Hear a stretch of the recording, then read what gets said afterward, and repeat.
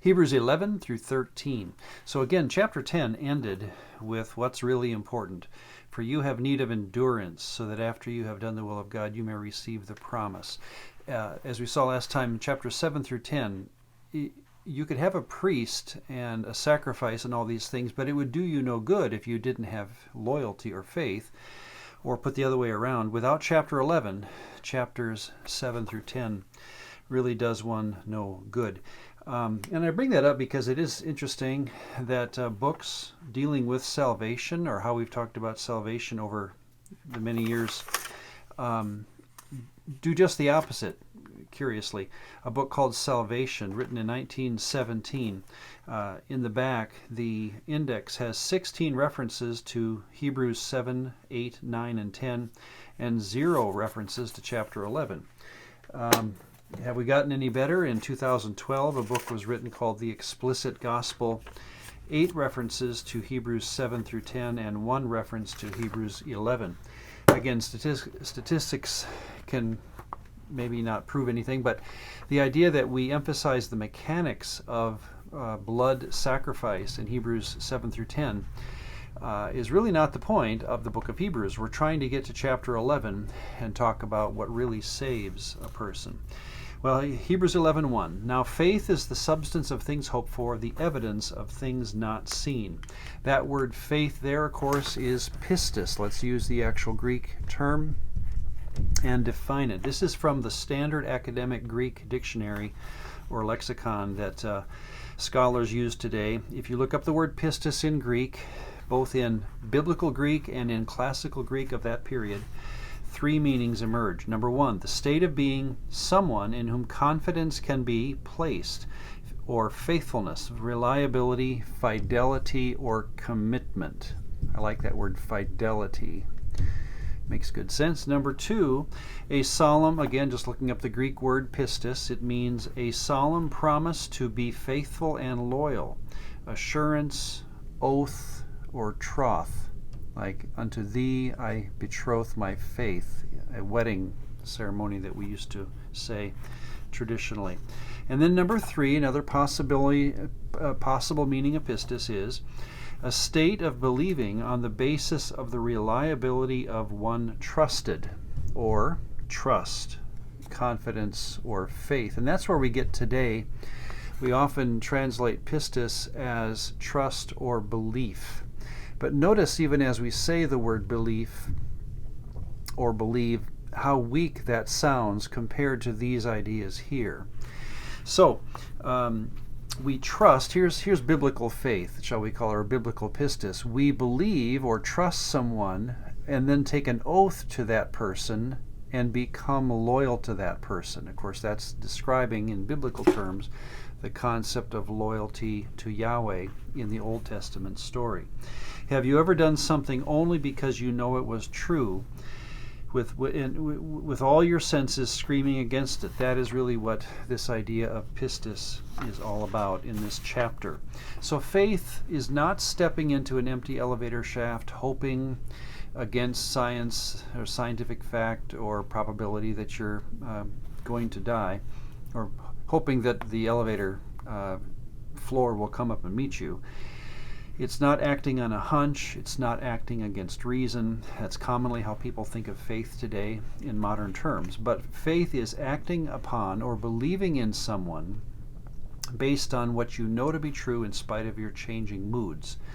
That is what's going to characterize then the people that are mentioned in Hebrews chapter 11. The Hall of Faith records not people who were behaviorally good. Some of these people, in fact, surprise us maybe in their occurrence in this list when it comes to their morality. But that's not the point of what pistis does. Pistis is, again, when people believe in Yahweh when all of their senses may be screaming the other direction. They had every right to not believe in Yahweh because of their circumstances, but they did, or they gave Yahweh their loyalty at a time that was very difficult. A large chunk of the story actually starts with Abraham and his immediate family. Notice how it skips Ishmael and Esau. They were not Yahwists, so they never would have been. In fact, if we had found Esau or Ishmael in this list, it would have destroyed our whole understanding of how we understood pistis, or faith, back in the book of Genesis. So we are moving from Yahwist to Yahwist to Yahwist here, not again based on their behaviors. Interesting in this list, again, that Hebrews 11 has, you get to David and you'd expect a long, drawn-out discussion, and not really. In fact, Rahab gets more airtime than David does because, again, I think the writer is trying to say pistis is available to anyone. Anyone can do this. It's not that you have to have Sunday school training or a good theology teacher to understand pistis. You simply do what you know you should do based on what is true and not on how you feel. Lest we say, wouldn't it be great to be a person of faith? Wouldn't that be wonderful? Well, then we get 11 verses 36 and 37. It says, others had trials of mockings and scourging, yes, and of chains and imprisonment. They were stoned, they were sawn in two. That's traditionally how Isaiah died. They were tempted, they were slain with the sword. They wandered about in sheepskins and goatskins, being destitute, afflicted, and tormented. This brings back Peter's argument that if you're going to be faithful, you will likely suffer. 39 and 40. All these having obtained a good testimony through pistis, and again let's define that as fidelity on the basis of the reliability of the one being trusted, they did not receive the promise, God having provided something better for us. There's the idea of resurrection. I don't think any of these people understood the concept of personal resurrection. So we are told that it encourages the modern believer, and God yet gives it to them too, but they did not know that it was coming.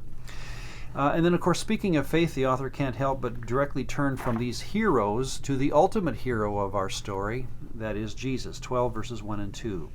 Let us lay aside every weight, and let us run with endurance the race that is set before us, looking unto Jesus, the author, that's again that word archegos, meaning instigator, pioneer, captain, the archegos of our pistis. He's the one who shows us how to do it.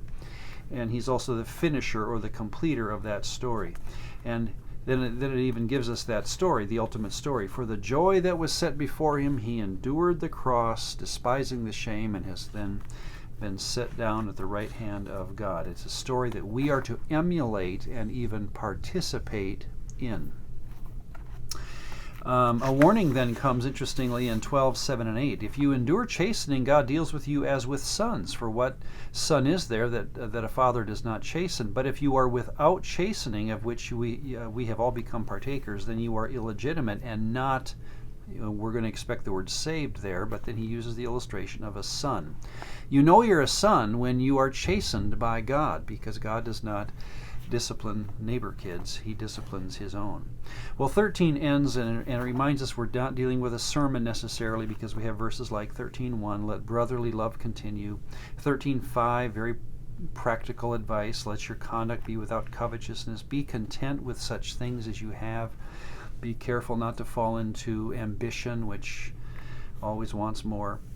And then at the very end, you can tell that we're likely talking to a Gentile audience because of what he says in 13 verses 12 and 13, interestingly. Therefore Jesus also, that he might sanctify the people with his own blood, I think it's referring to Gentiles, suffered outside the gate. Therefore let us go forth to him outside the camp bearing his reproach. This is one of the aspects of Jesus' sacrifice or death that even modern Jews realize, that Jesus did not die in the temple, which is required of a sacrifice. Well, no problem, the writer says. Let us go outside the gate to where Jesus actually died in Gentile territory and meet him there. Again, good evidence that Jesus is dying to make ritually clean the Gentile audience.